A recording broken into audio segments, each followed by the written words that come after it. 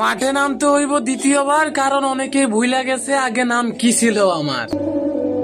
সহজে আমার সাথে কেউ লাগতে আইসো না, কারণ অতীতে অনেকে লাইগা দেখছে, আসলে আমি কারো সাথে পারি না।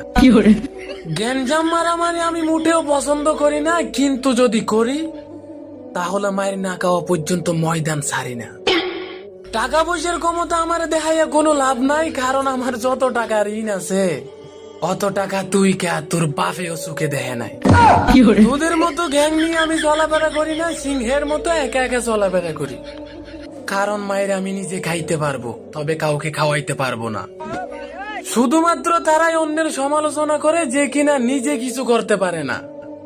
আর ওই কাপুরুষেরাই বউ নিয়ে ব্যবসা করে যারা নিজে ইনকাম করতে পারে না।